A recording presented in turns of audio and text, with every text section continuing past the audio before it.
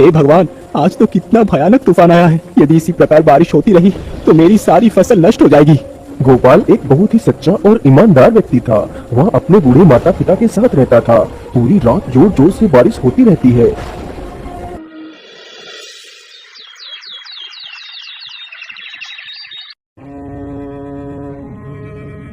पिताजी, मैं जरा खेतों की तरफ जा रहा हूँ।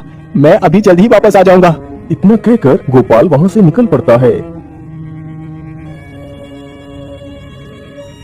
गोपाल चलते चलते जल्दी ही अपने खेत के पास पहुँच जाता है तो देखता है उसकी सारी फसल नष्ट हो चुकी है। हे भगवान, ये क्या हो गया? मेरी सारी फसल नष्ट हो गई। अब मैं क्या करूँगा?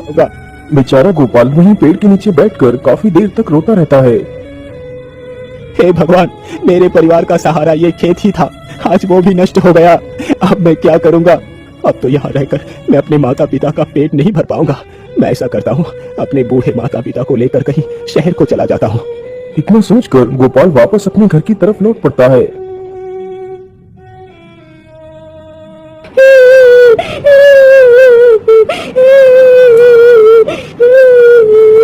अरे, ये आवाज किसकी है? मुझे तो लगता है कोई मुसीबत में है और ये आवाज तो इसी तरफ से आ रही है। चलो चलकर देखता हूँ। गोपाल जल्दी ही उसी तरफ जाता है जिस ओर से वह आवाज आ रही थी। गोपाल जैसे ही उधर को जाता है तो देखता है एक चिड़िया अपने घायल बच्चों को देख कर रो रही है, जो बच्चे कुछ दिन पहले ही अंडों से निकले थे। अरे चिड़िया, तुम क्यों रो रही हो और तुम्हारे इन बच्चों को क्या हो गया है? अरे भैया, मैं तुम्हें क्या बताऊं, इस तूफान ने मेरा सारा घर उजाड़ दिया। अभी कुछ दिन पहले ही मेरे बच्चों ने जन्म लिया था। उनके शरीर पर कभी ठीक से पंख भी नहीं निकल पाए थे और आज ही उस जालिम तूफान ने मेरे बच्चों को घायल कर दिया। अरे चिड़िया, तुम दुखी मत हो, मैं तुम्हारी मदद कर देता हूँ। मैं तुम्हारे बच्चे को दवाई लगा देता हूँ तो तुम्हारे बच्चे जल्दी ही ठीक हो जाएंगे और मैं तुम्हारा घोंसला भी इस पेड़ पर रख देता हूँ। गोपाल की यह बात सुनकर चिड़िया थोड़ी सी राहत की सांस लेती है। गोपाल जल्दी से जाता है और दवाई की कुछ पत्तियां तोड़ कर लाता है और जल्दी ही उन घायल बच्चों के घाव पर लगा देता है। फिर वह जल्दी से चिड़िया का घोंसला जमीन से उठाता है और पेड़ पर रख देता है और बारी बारी से उसके दोनों बच्चों को घोंसले में बैठा देता है। यह देखकर चिड़िया खुश हो जाती है। हे दयालु इंसान, तुमने मेरे परिवार को मरने से बचा लिया। तुम मेरे लिए भगवान से कम नहीं हो। मैं तुम्हारा ये उपकार कभी नहीं भूलूंगी। अच्छा चिड़िया, अब मैं चलता हूँ। अरे रुको भैया, तुमने मेरी मुसीबत का निवारण तो कर दिया, लेकिन मैं देख रही हूँ कि तुम्हारा मुख उदासी से भरा हुआ है। क्या बात है भैया?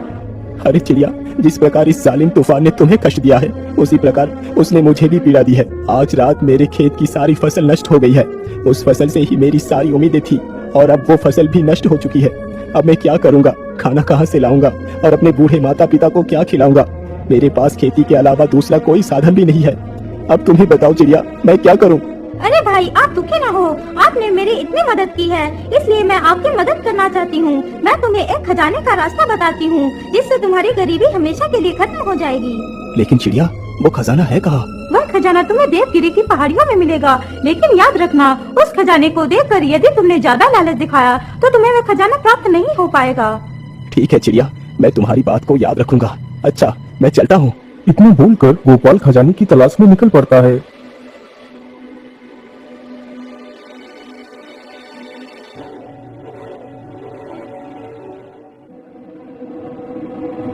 गोपाल चलते चलते काफी ज्यादा थक गया था और उसे बहुत जोर की भूख भी लगी थी।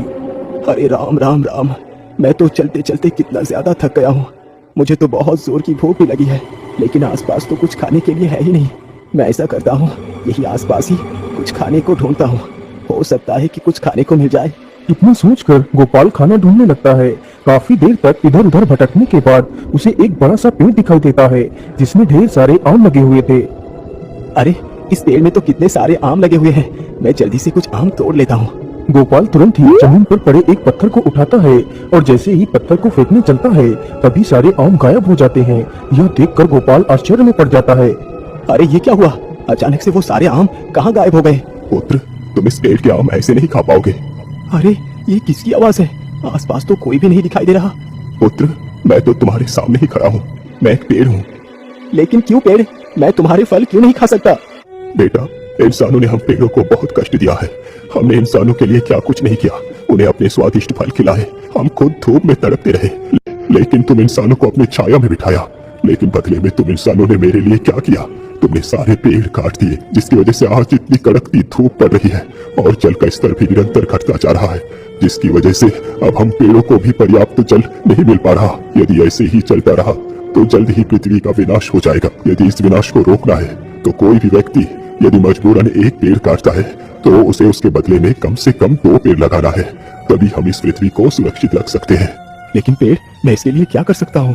पुत्र, मैं तो किसी के पास जाकर ये बात नहीं बता सकता, लेकिन ईश्वर ने तो तुम्हें पैर दिए हैं। तुम प्रत्येक व्यक्ति तक इस संदेश को पहुंचा ही सकते हो। यदि तुम ऐसा करने के लिए तैयार हो तभी मैं तुम्हें फल खिला सकता हूँ। हाँ हाँ ठीक है पेड़, मैं आपके इस संदेश को जरूर सबके पास पहुंचाऊंगा। गोपाल की यह बात सुनकर पेड़ प्रसन्न हो जाता है और जल्दी से अपने कुछ फल नीचे गिरा देता है। गोपाल तुरंत ही उन फलों को उठाता है और खाने लगता है। फलों को खाकर गोपाल आगे बढ़ता है।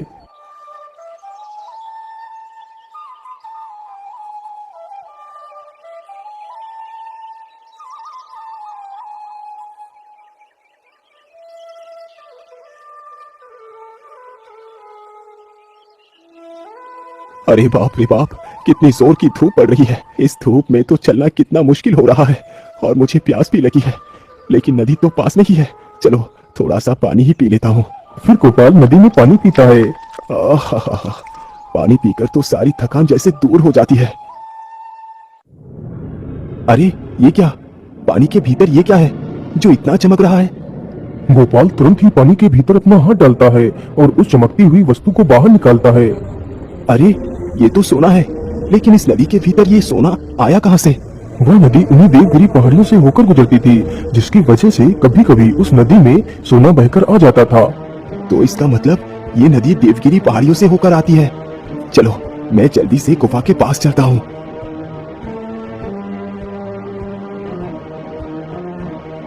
गोपाल चलते चलते जल्दी ही देवगिरी की पहाड़ियों में पहुंच जाता है।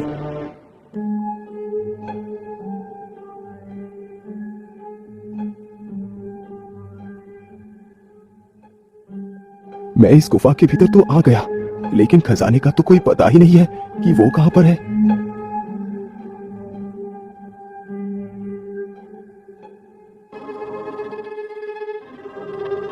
अरे ये क्या? इस पत्थर के नीचे से ये पानी कहां से आ रहा है? कहीं इस पत्थर के पीछे ही तो वो खजाना नहीं छुपा है। चलो इस पत्थर को ही हटाकर देखता हूँ। गोपाल जैसे ही उस पत्थर को छूता है तभी वह पत्थर अपने आप ही दूर खिसक जाता है। अरे ये क्या? ये पत्थर तो मेरे छूते ही दूर हो गया। गोपाल जल्दी से उस दरवाजे के अंदर चला जाता है तो देखता है गुफा के अंदर हर तरफ सोना ही सोना पड़ा हुआ था। अरे बाप रे बाप, यहाँ पर तो कितना सारा खजाना है। कहीं मैं कोई सपना तो नहीं देख रहा? अरे नहीं नहीं, ये कोई सपना नहीं है। चलो मैं जल्दी से अपनी जरूरत के हिसाब से ही सोना ले लेता हूँ।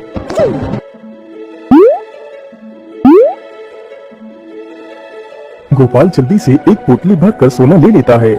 हाँ हाँ, इतना सोना मेरे जीवन के लिए पर्याप्त है। इतना कहकर गोपाल खजाने की पोटली को अपने सिर पर रखता है और वहां से निकल पड़ता है।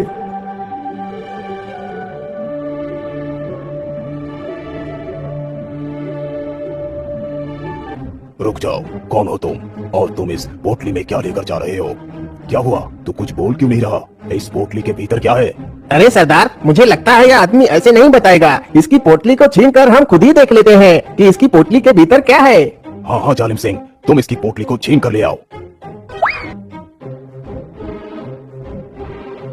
अरे लाला, जल्दी से मुझे यह पोटली दे दे। बेचारा गोपाल डर जाता है और उस पोटली को उस डाकू को दे देता है। डाकू जैसे ही उस पोटली को खोल कर देखता है तो उसमें ढेर सारा सोना होता है। अरे वाह, इसमें तो सोना है। अरे युवक, तुम्हें ये सोना कहाँ से मिला? जल्दी से बताओ। भाई, ये सोना तो मुझे इसी गुफा से ही मिली है। वहाँ पर तो ढेर सारा सोना पड़ा है। मैंने अपनी जरूरत के हिसाब से ही सोना लिया है। क्या कहा? तूने अपनी जरूरत के हिसाब से सोना लिया है? हम लोग जिस सोने को इतने वर्षों से ढूंढ रहे थे, वो सोना तुझे मिला है? हाँ हाँ भाई, वो सोना मुझे ही मिला है। तो फिर चल जल्दी से मेरे साथ और बता मुझे वो सोना कहाँ पर है। नहीं तो हम तुम्हें मारकर इसी गुफा में दफना देंगे। ठीक है भाई, आप मुझे कुछ मत करना, मैं आपको उसी खजाने के पास ले चलता हूँ। इतना कहकर गोपाल डाकुओं के आगे आगे चलने लगता है और जल्दी ही उस बड़े से पत्थर के पास जाकर रुक जाता है। क्या हुआ, तू यहीं पर क्यों रुक गया? यहाँ पर तो कोई भी सोना नहीं है। अरे भाई, इस पत्थर के पीछे ही तो वो खजाना छुपा हुआ है। क्या इस पत्थर के पीछे वो खजाना है? लेकिन इस पत्थर के पीछे तू गया कैसे? भैया, मैं इस पत्थर को हटाकर इसके अंदर गया था। अरे दुष्ट, तू मुझे मूर्ख बना रहा है कि तूने अकेले ही इस पत्थर को हटा दिया, जबकि हम सारे लोग मिलकर भी इस पत्थर को तिल भर भी नहीं हिला सके, और तूने इस पत्थर को अकेले ही हटा दिया। नहीं भाई, मैं झूठ नहीं बोल रहा, मैंने सचमुच इस पत्थर को हटाया था और इसके अंदर गया था। यदि ऐसी बात है तो फिर तू मेरे सामने ही इस पत्थर को हटा, जरा मैं भी तो देखूं कि तूने अकेले ही इस पत्थर को कैसे हटा दिया। ठीक है भाई, मैं अभी इस पत्थर को हटाता हूँ। इतना कहकर गोपाल जैसे ही उस पत्थर को छूता है तो वह पत्थर फिर से अपने आप ही दूर खिसक जाता है। पत्थर के दूर खिसकते ही गुफा का सारा खजाना साफ साफ दिखाई देने लगता है। खजाना देखकर तो तीनों डाकू पागल ही हो जाते हैं। वह अपने हाथ में पकड़ी हुई उस सोने की पोटली को वहीं पर छोड़ देते हैं और उस ढेर सारे खजाने की तरफ भागते हैं और गुफा के भीतर घुस जाते हैं।